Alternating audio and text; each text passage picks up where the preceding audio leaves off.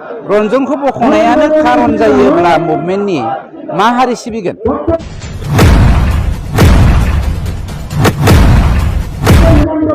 रन्जननि थाखायथ' सरकारा मावगासिनो दङ। रन्जन दैमारि बिथांनि थाखाय बिथाङा एनडिएफबि गायसनगिरि, बेखौनो इस्यु खालामनानै आफाद दाफानायनि मुङाव फैसा खांनानै समाजनि गेजेरावहाय माने मा होनो असान्ति सृष्टि खालामनो नागिरोबा जानाय नङा। Hello everyone, once again welcome back to the channel। दिनैनि गोदान भिडिअ नोंथांमोन बयखौबो गोसो गोथारै बरायदों, लोगोसे आसा खालामो इसोरनि अननायाव नोंथां बयबो मोजां दं।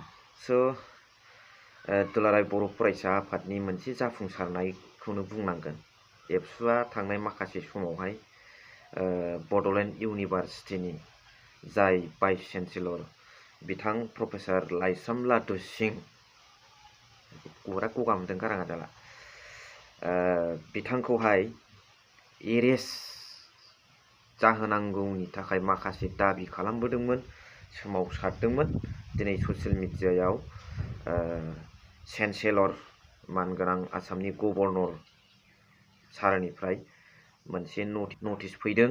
बे नटिसआ जाहैबाय फैगौ 1 डिसेम्बरनिफ्राय, थारमाने गाबोननिफ्राय बिथां लाइस्राम लादु सिंआ बे बड'लेण्ड इउनिभारसिटिनिफ्राय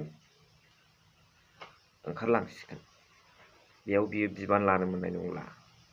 मोजाङानो जादों, जाय फरायसाफोरखौ लानानै बिथांमोना गोबां आन्दलन होख्रावबोबाय, नारा नाथा जाबोबाय, सावरायलायबोबाय, फैलार जाबोबाय। सावरायनाया सिगाङावहाय, बिनि उनाव आन्दलन खालामफिनलायनानै बुंफिनलायनानै दिनै बे नटिसखौ मोननो हाबाय। जोबोद मोजां। दुलाराय बर' फरायसा आफादनि बे मोनसे साक्सेसफुल हाबाफारि। बिदिनो जाथिनि माखासे हाबाफारिफोरखौ केपचार खालामनानै बिथांमोना मावलांबाय थाबानो जाबाय, बेखौ आसा खालामबाय। बेजों लोगोसे दिनैहाय बिटिआरनि इएम फेरेंगा सार बिथाङा मोनसे खोथा बुंदों।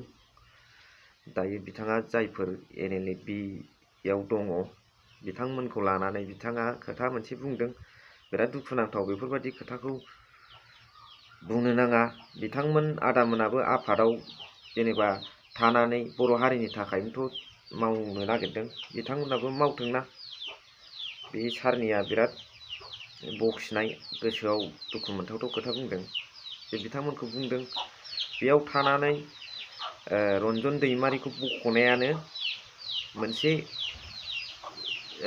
आन्दलननि थाखाय बा मोनसे आफादनि इसु जायोब्ला मा हारि सिबिनो होनदों। बेबो थालांगोन। रन्जन दैमारिखौल' बख'नाय होननोथ' नाङाना, बिथांखौथ' नांगौ सारखौ, रन्जन सारखौ। नोंथांमोना सरकारा मावदों होनलायलायदों, दिनैसिम माथो फुटफाट जेबो खबर गैया।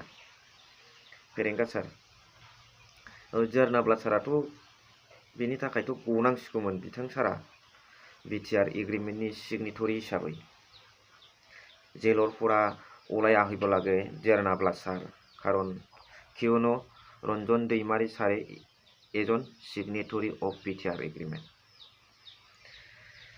नाथाय बिथाङा बुंदों, बिथांमोनाथ' एनएलएफबि बिथांमोनाथ' बुंदों सिगाङावबो मिडियानि गेजेरजों बड'लेण्ड बिसिनाबो टारगेटआ।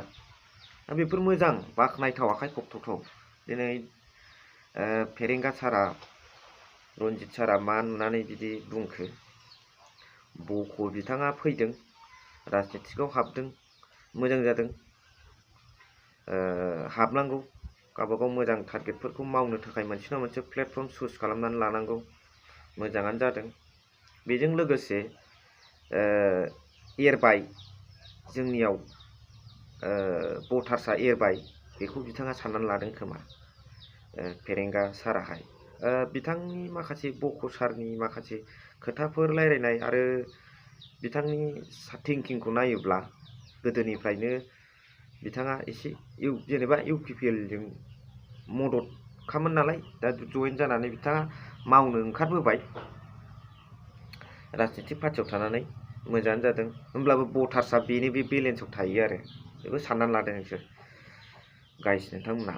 दा बेनि सायाव रायजो राजाफ्रा मा बुङो कमेन्ट्स हरबानो जाबाय।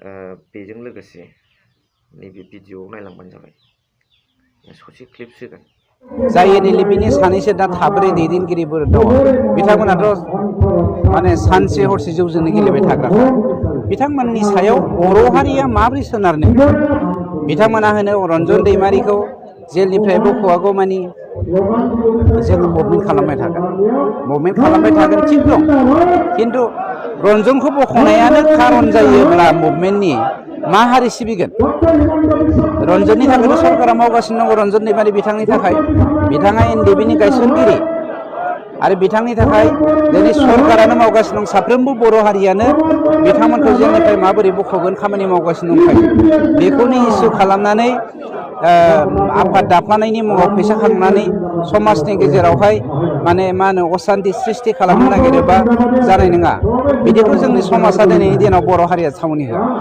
जायफोर बिथांमोना भिडिअखौ नायबाय रोजा रोजा साबायखर थेंक इउ भेरि माच फर वाचिं लाभ इउ अल